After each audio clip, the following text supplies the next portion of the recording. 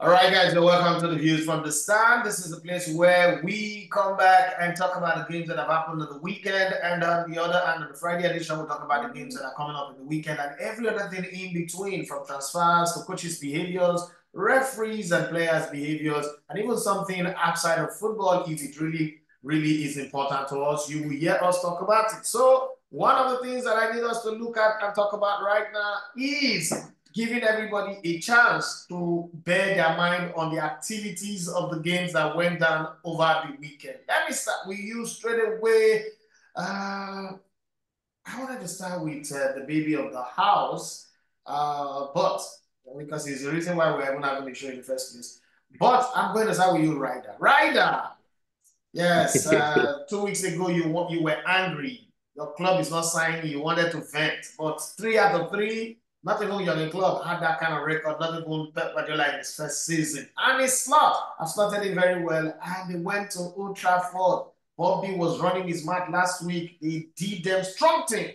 Brother, talk to me and talk to all Manchester United fans around the world. How was it for you? Well, it was a very, very exciting weekend. I think Slot really slotted it in like Slot. As expected. I said it here last week, say it go happen and we will see him. The core of the team still remain. Manchester United Stadium should be changed to Mo Salah Stadium. I am proposing that from today. I'm sending a mail down to Old Trafford. That place should be changed to Mo Salah Stadium because it's such a shameful thing.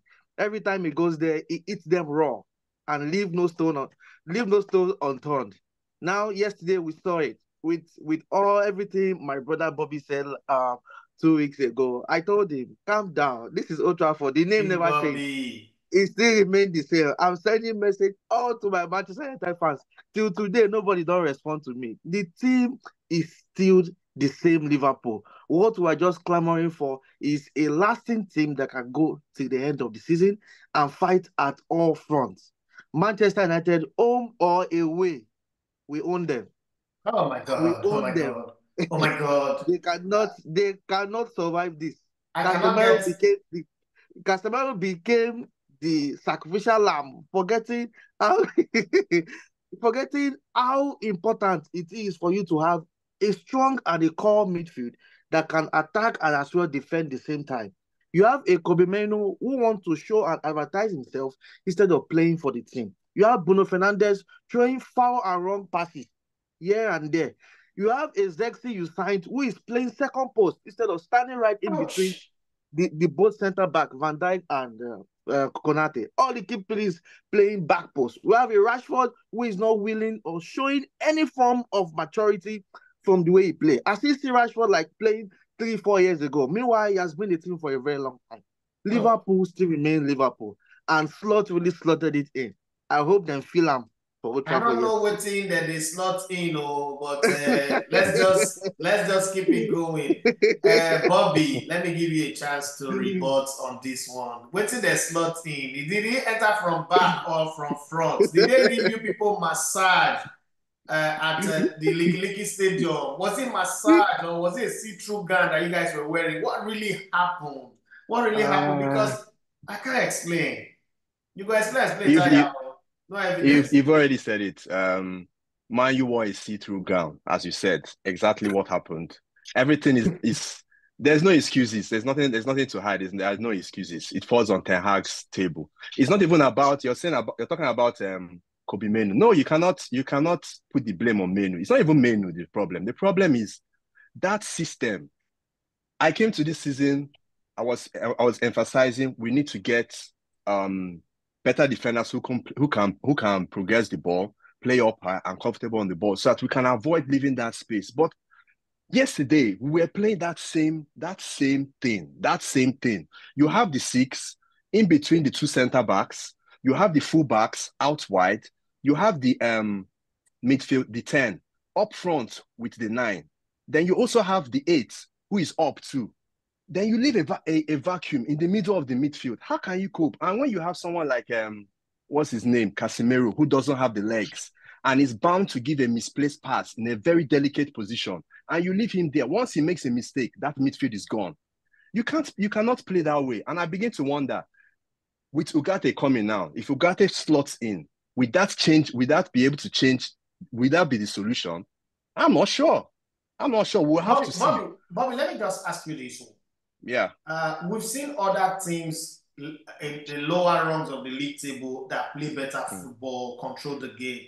Are we saying that players like Dalot, Martinez, Delete, Mazuari, Casemiro, Meno, Rashford, Fernandez, Garnacho, and Zexi, these guys cannot move straight into the Aston Villa team and become super regular and play in the system the way Aston Villa are playing?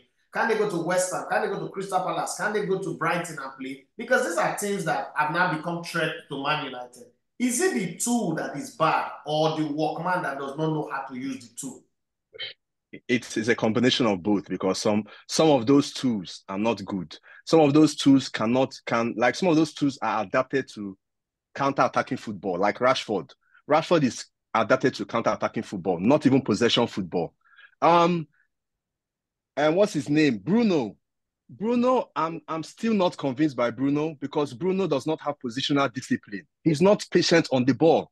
If some people say that Bruno has created so many chances, to hell with so many chances. If you compare a Bruno and an Odegaard, Odegaard is not flamboyant, but Odegaard keeps it simple. And that is what you need. Sometimes you have to keep it simple. It's the same thing with Casemiro. If you look at Casemiro sometimes puts all these audacious passes. Sometimes you just have to keep it simple, and that's the way forward. Sometimes less is more. You don't have to do too much. But we just make things complicated. And back to your question, saying that, is it the tools? Some of the tools are bad, but the system is also wrong. This system of playing forwards and midfielders up high with fullbacks up high, leaving a chasm in the midfield, it cannot work. In the midfield, this system cannot work. You have to find a solution. And because I'll give him the benefit of the doubt. We have brought in Ugarte. Ugarte hasn't played. So I'm waiting. Let Ugarte come in. If he still wants to stick to this system, Ugarte must work. Because if Ugarte doesn't work, there's no hope. It's as simple as that.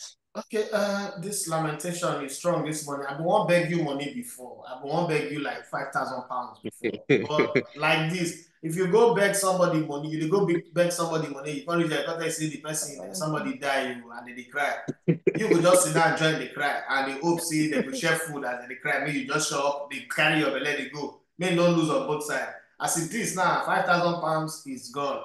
But let me go to Abib. Abib, lamentation or I told you so. Where do you stand on all of this? And then I would also like you to talk on Osimhen. Now, what I am seeing is ex-footballers blaming Nigerians, and Nigerians are not giving Osimhen support. Don't kick him out when it's done. Yeah, you should show some love. He will rise again. Like saying like Jesus Christ, he will rise again on the third day of resurrection. I don't really know, Sha.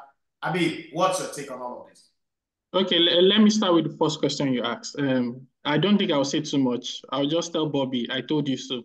I think we have clip from Friday, right? I was analyzing and I said Liverpool will score 3 or 4 goals. They don't need to do too much. They will score 3 or 4 goals. It's as simple as that. They don't need. Liverpool were not even playing in second gear or third gear. They just had their chances and they took So they had a training match, but they got let take 3 points in the league. Yeah. Jesus Christ. As for Osimhen, I think I was on Space with you was it on Saturday, where you were talking with Adepoju, Toby Samuel, and the rest of the members, where we were analyzing issues on Nigerian Premier League, Osimhen, and all other Nigerian football. But with Osimhen, with ex-players coming out to like lend support, it's like they are making it look as if it's doom, like, oh, because Osimhen was unable to secure a transfer and it's the end of the world or something. It's not like, oh, doom. It doesn't spell out doom. It's just a failed transfer. It's not like the first football player to like have a failed transfer. And there are multiple factors that are responsible for that. It could be Osimhen on his part.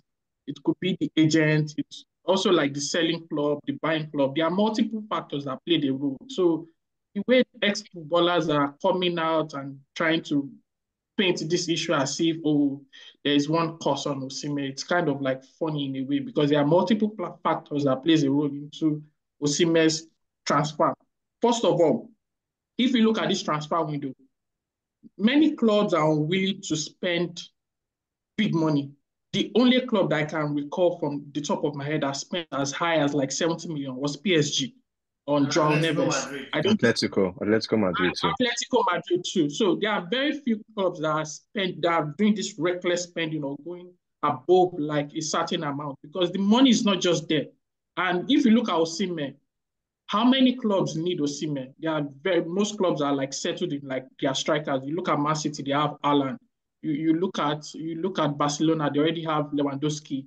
Real Madrid already bought Kylian Mbappe. So the pool of clubs that can sign Osimhen is very small. So you just look at Chelsea and even PSG to some degree, they have two strikers. You could also question if they need Osimhen. So you look at Chelsea. Chelsea is unwilling to go above like a certain amount for Osimhen, and they're also unwilling to like match his wages. So there are like multiple factors that are playing a role.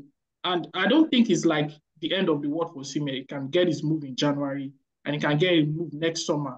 So it's not like all doom for Osimhen. But although Napoli already are not ready to integrate him back into the squad, but there's That's like the problem. yeah, they are unwilling to integrate him back into the squad. And Edafe mentioned something on Twitter Space on Saturday that it's a combination of factors, especially the Napoli president. They are unwilling to like sell him. They want to like teach him a lesson. There are also multiple factors playing a role. But with Osimhen, I think he should just sit tight, train, and when January transfer window come, we'll probably get his move again. China, you had a bowl of full goat meat on the table. It was a feast. It was a feast. You know, because it's a gamble when you're going to Old Trafford, no matter how bad Man United is. It's a gamble for you to put that much food on the table. Was it that you had a premonition that this one is a walk in the park? Talk me through that game and how you enjoyed your feast. Was that a goat meat, dog meat, cow meat? What kind of food were you eating? It was goat meat issue.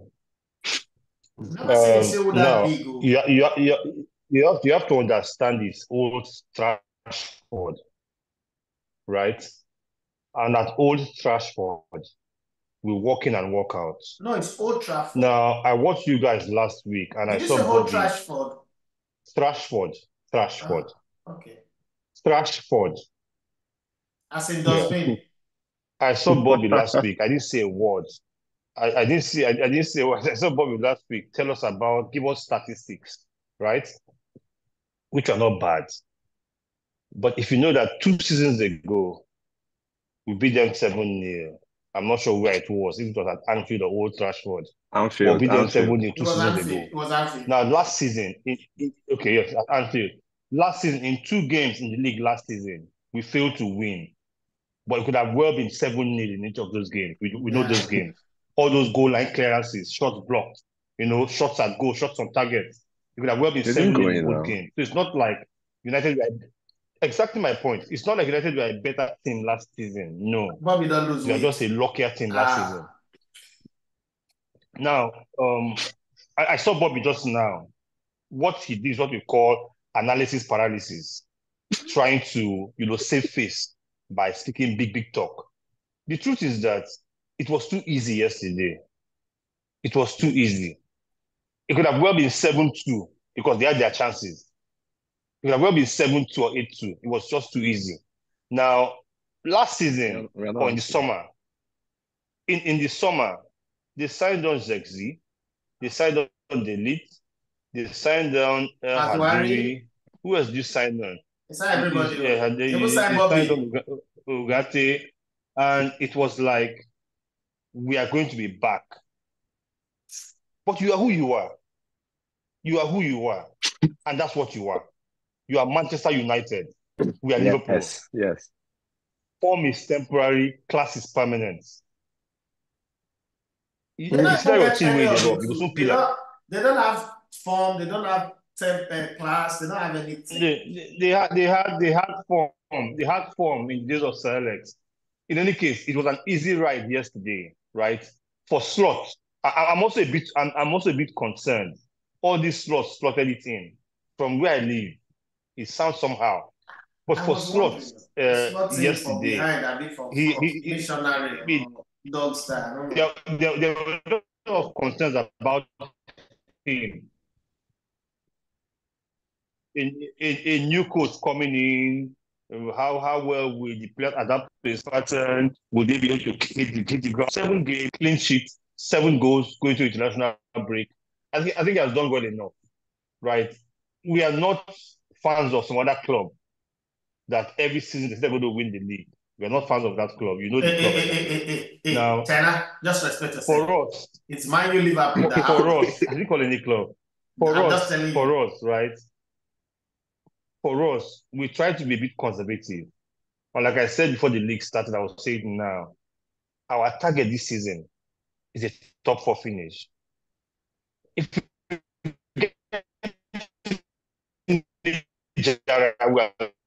that's why you should not insult other people's club. On goal difference, it's good for us.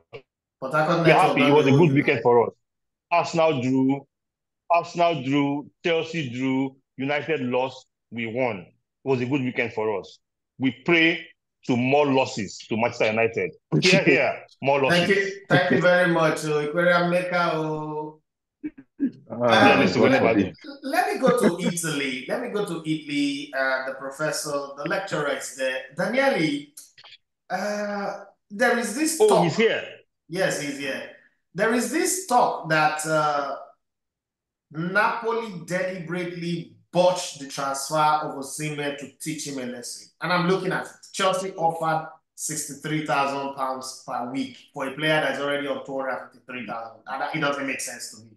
So somebody told me that maybe Aurelio De Laurentiis called the Chelsea owners. Billionaires always know where they meet each other, and tell him that, look, put in a bid, pretend like you want to sign this boy, but don't sign him. Just pretend and give him hope, and last minute pull out of the deal. So he got his pull-out game on. The same thing for the Al Ahly guys. They could still have signed him today, but they also got their pull-out game on. So there's no pregnancy coming anytime to, there's no baby in 9 months' time. Long story short, from Italy, what are you hearing? And Genoa also lost this weekend. Juventus drew. Napoli managed to win 2-1. It was a summary of what you're hearing before I go to Germany. Sure. Well, I think, I don't know what kind of image you have of Mr. De Laurentiis, who's the Napoli owner, but here in Italy is a bit of a controversial figure because he's achieved something incredible. Because if you are able to win the Scudetto and you're not Inter, AC Milan or Juventus, it means you've done something amazing, okay? On the other hand, sometimes is a bit upfront about the things that he says, and he has some kind of arrogant attitude. So there's always two parties of the people who are with De Laurentiis and the people who are against De Laurentiis. What is sure is that he's a very proud person. So I wouldn't be surprised that what he did out of pride. Okay, so you don't want to do what I'm telling you to do, then you're not going to play. And then on top of that, I think with Conte, you have to be fully committed. There are a lot of players that say very good things about Conte, especially in the first 2 years, because he's so demanding. And if you're not 100% with him, then you're kind of an obstacle to his goal because he's so determined and focused. So I think when you put these two things together, that's probably the reason. And I don't know, maybe Osimhen just wanted to get a new experience. So I don't know how this saga will end. But certainly, Lukaku has proven on many occasions that he's very faithful to Conte. So and he's the right type of striker. He's already scored, even though when he scored, the goalkeeper of Parma was not a goalkeeper because the goalkeeper had been sent off and had run out of subs. Yeah. But it was a very important victory for Napoli because Parma are a very good team. They're playing amazing football. They've got some very interesting young players who are coming up, and they're very talented, very technical. Even they've got this new interesting goalkeeper, even though he was sent off a bit in a stupid way. But they have a good team. And then I think, 3 matches, that's not enough to understand. But what we know is, for example, Juventus, when they had a kind of tougher opponent, they seemed a bit more hesitant. And Inter, as I told you last week, that everybody criticized Inter because they didn't want to win the first match, but winning in Genoa, especially the first match, is always difficult.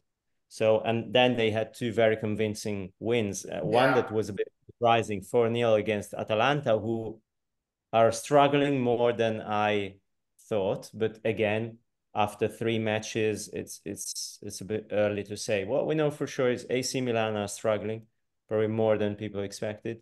Fiorentina struggling a lot. I thought that David De Gea would bring some stability to Fiorentina, but that has not happened anyway. Yeah, but their best signing, Albert Gudmundsson, hasn't played yet, and he can really make a difference. So we'll see. It's an interesting league. I'm afraid just for the matter of competition, nothing against Inter. I'm afraid Inter are still, kind of different level. Yeah. Now let's go to Germany. Normally, Mario is a cool, calm guy, no ranting, articulate, nothing ever perturbing, nothing. This is the kind of guy that can be sleeping in a storm, but he says he wants to rant today. Mario, you have the microphone. Oh, nice listener for the last 20 minutes, and I can't hear it of Manchester United anymore. I mean, whoever protects them, I just don't understand. So he gets his favorite wingers, he gets his favorite midfielders, he gets his favorite defenders, and the game is just appalling. Yeah, and now obviously it's Harry Potter in the presser after the match. So and he stated at the beginning of the season, we're not ready. The season starts, but we're not ready. So they win the first game, high hopes, flying Man United, all we go. And then dismal couple of other games, and we still think that everything is fine. I think Harry Potter is not Harry Potter. It's Lord Voldemort, it's Draco Malfoy, it's Professor Severus Snape.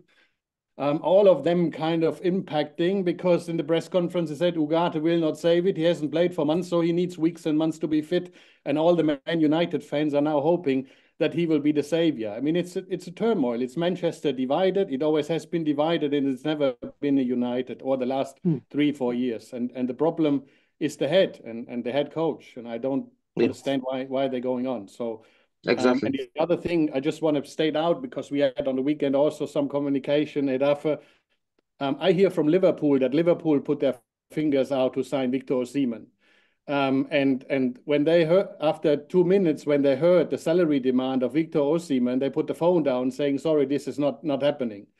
Now, going into Ivan Toney, who signed for Saudi Pro League, he earns £400,000 per week, which is 800,000 pounds per week, including salary, because there's no salary in Saudi. So, and obviously they signed him because they believe he's cheaper as a package than Victor Osimhen. So then sitting 6 months on the bench, I call it greed, and that's why greed, would never succeed. And I hope that Victor Osimhen gets his head together, as everybody's saying, puts his effort in training, puts his effort in to make it really, really good, because I don't think there is a January window where the people line up to sign somebody who is demanding 600,000 or 400,000 pounds a week. That's for me ranting. So 2 minutes of rant, and now we can go back into fact-based and analytics. Now let's go to fact-based analysis. These conversations are too nice, because it's dirty business. It's a business, we have to think it's business. It's in a business which is very, very emotional. It's very, very passionate. All the fans defend their clubs. But sometimes when you're, nobody of us walks with open eyes into a head-banging wall. And sometimes the fans running with open eyes into a wall and don't understand why.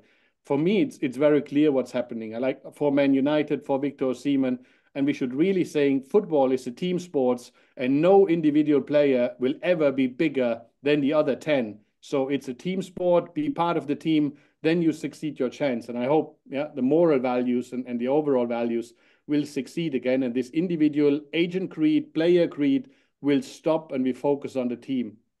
You know, the word greed, it is strange. I love the fact that it's coming from you, because when we say it here, oh, we're beefing him. Osimhen, from his first move, from his days at the under-17, one word that has been consistently associated with the name Osimhen is greed. If you go to Shira, Ariyo, coach, or the coach who played for his team in Olusegun, to Wolfsburg, why Wolfsburg did not pay the whole 3.7 million euro that was the transfer fee. It is the greed associated with the boy. His fight with his family members, he's going to police, court, exposing themselves in media, in different, that he frees show and different platforms, is driven by greed.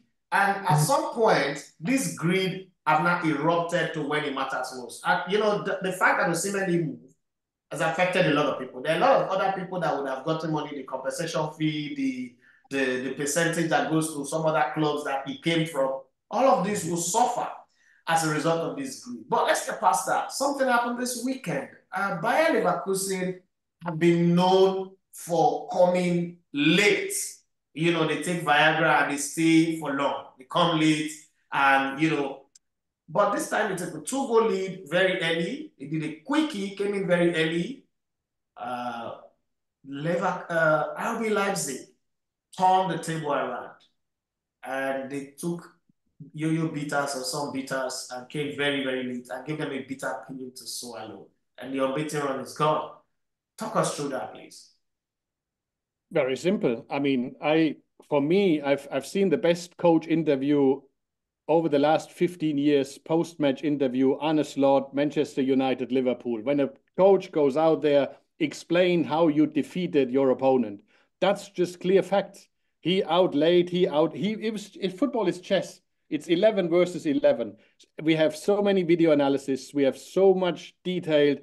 We talk about expected goals before the game, where the game starts 0-0. So you build an expectation to the fans, expect 3.689. I argue with my 12-year-old son every weekend because I said I hate the expected goals. I go with the 0-0 into the match. I hope for a great match. I hope for a great chess game, psychological, physical, lots of entertaining stuff, real football. And exactly that's what RB Leipzig played with Bayer Leverkusen. They knew exactly the strength. They outpaced the Granit Xhaka in the central midfield. They had protection on the wings, so the very, very offensive defenders, Grimaldo, Frimpong, couldn't materialize. Obviously, Bayer Leverkusen had a surprise at the beginning, and they played very, very well and took a 2-0 lead. But obviously then they wanted to control the game. But RB Leipzig, you don't control. You can't control because they have the same fantastic fast speed strikers. They have the same fast speed wings. And they got a consolation goal. They believed at halftime. They changed nuances in their style of play and took a deserved 3-2 lead. It could have been 3-2, 4-2 for Bayer Leverkusen at the time. It was just a fantastic game of football where RB Leipzig claimed deservedly the 3 points in the end. And for me, the real talking club we need to talk to is about Heidenheim. Yeah, something relegated by surprise last year, didn't get relegated, and now are top of the table because they lost their 3 best players, but they are a unit. There is no division between the players. Every player knows what's to do. It's it's 11 versus 11. It's a team sport. If you trust your colleague two yards away from you that he will make the ball and he will make the pass, they scored outstanding goals and defeated Augsburg 4-0, and obviously have now a thrilling test after the international break when they play away to Dortmund, travel to Dortmund as the top of the table team. Yellow Wall. Before we go, we just have 3 more minutes to the end of the show. We got caught up in this web of upper week. It was announced on Tuesday. It was announced that Bruno Labbadia is the coach of the national team. Even though I was suspicious, I was worrying you that I need to talk to this man. I don't trust the people that made the announcement. I don't trust the manner in which the announcement was made. I couldn't get to talk to him, but eventually we were told that the deal could not be signed because of this German tax rule. So I'm confused. You have about 1 minute and 30 seconds or 1 minute and 45 seconds Explain that scene to me from your own understanding, if you understand it. If you don't also understand it, I'm okay. You wanted me? Yes, yes. You're the German guy. So. Tell me once again the taxation views. The NFF said that the reason why they could not employ Bruno Labbadia is yes. I can explain that. Okay, so please. Obviously here in Germany, obviously when you work abroad, who somebody employs you, you still have to pay a base tax fee here in Germany. And obviously Bruno Labbadia and his family have a private insurance, so private healthcare, private retirement scheme and everything. So similar to what we just said about Ivan Toney, his comparison net versus tax is here in Germany. So me, as a general manager of my company, I don't pay into a retirement scheme because I'm the business owner. So I have to do personal investment into a retirement scheme. But my family, who is associated with me, is covered by the family health insurance and retirement insurance.